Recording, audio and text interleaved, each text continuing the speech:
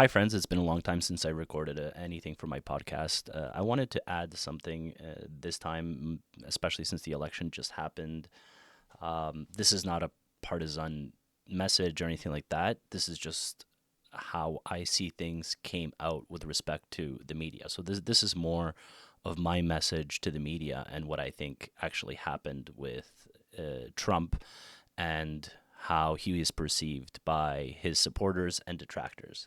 And Trump is very intelligent and he is a marketing genius. And the, the things that I'm proposing here aren't necessarily revolutionary or anything like that.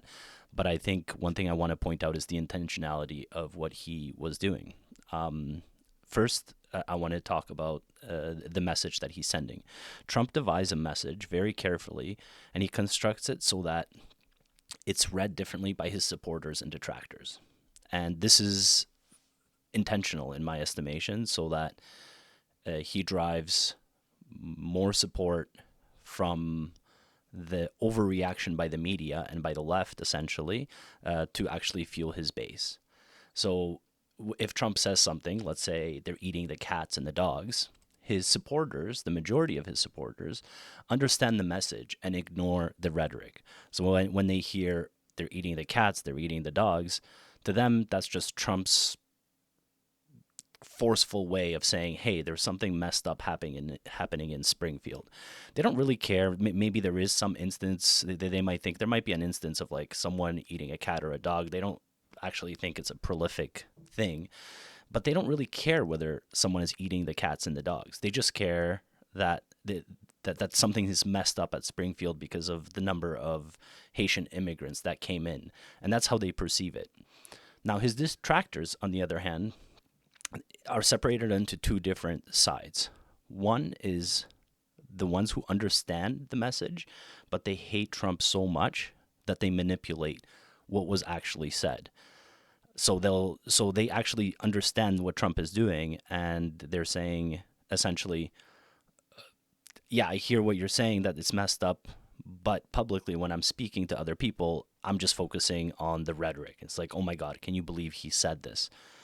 And then they just keep on feeding that. And it's mostly people in the media and other intelligent people who essentially understand the message, but they don't care. They focus on entirely on the rhetoric. And then there's the other side of his detractors who kind of understand misunderstand the message.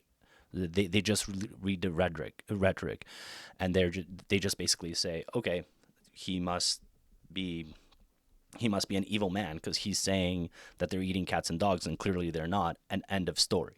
They don't understand the context of actually the fact that what he's saying is something is wrong in Springfield, and this is his way of doing it. And Trump does this intentionally because what happens then next is that his supporters see the deception of the left, that they ignore the message and they focus on the rhetoric, and they just feel like he's unjustifiably attacked, essentially.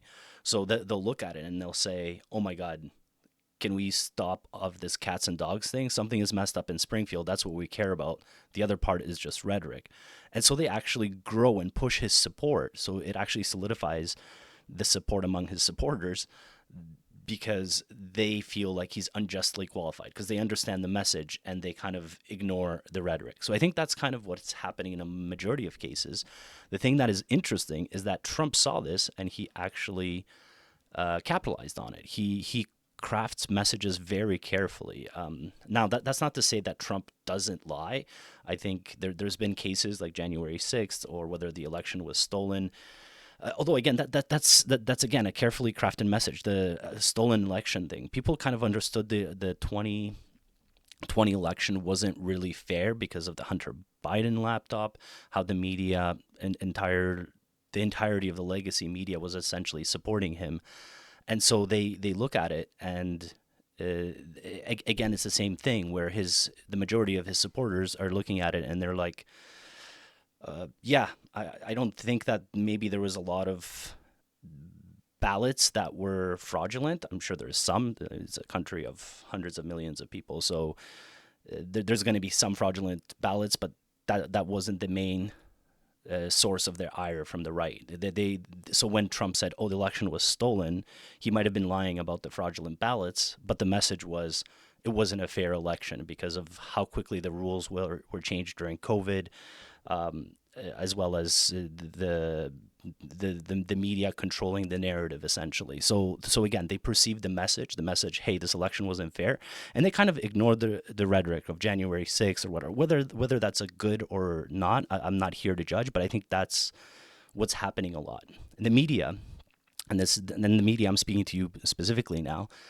The media would be a lot more powerful, and Harris might have even won if they actually introduced some nuance to it. So the fine people hoax, when Trump said there are fine people on both sides, if you actually read it into the context, he wasn't talking about the Charlottesville riots during that day. He was talking about that there's fine people on both sides of the argument. Essentially, he wasn't talking about the white supremacists or anything like that. Like clearly, if you watch the whole speech, that's what you get from it. And people on the right understood that. And the left just focused on this out of context messaging, essentially, because they wanted to smear him. And the right then saw that as unjustifiably smearing him. So it supported that. And again, I think it was a carefully crafted message that he did on purpose for his supporters to show how unjustifiably attacked he is. He is brilliant when it comes to this strategy, I think.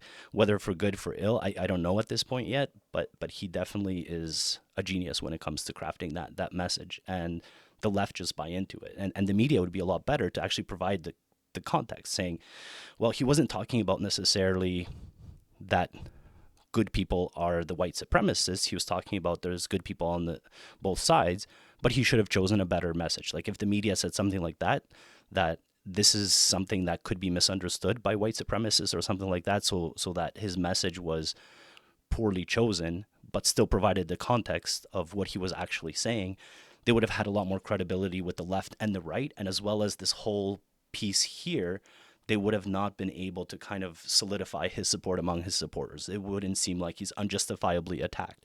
Whether he is or not, that's up for discussion.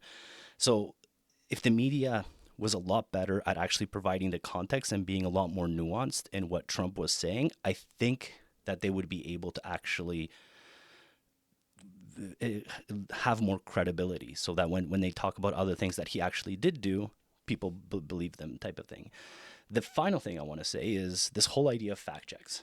I think fact checks should be abolished completely. I think the fact checks make it seem like the left, because most of these fact-check organizations are more left-leaning, so it seems like the left somehow are the arbiters of truth. I'm not a postmodernist. I don't believe that there is no truth, but I think truth is actually very hard to kind of uncover.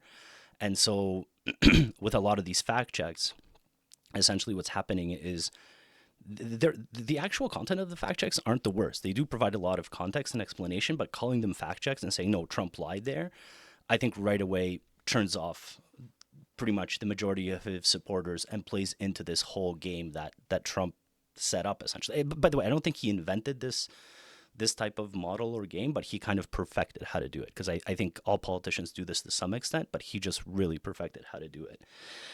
But I think fact checks should be replaced with kind of like what community notes is, which is kind of context, providing context of what happened. Don't call them fact checks, call them, additional context or something like that. Or, it doesn't have to be done by the community, so it's not community notes.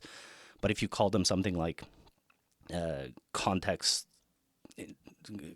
additional context or whatever, I think it would be a lot better perceived by both left and right, and it wouldn't seem so partisan, type of thing.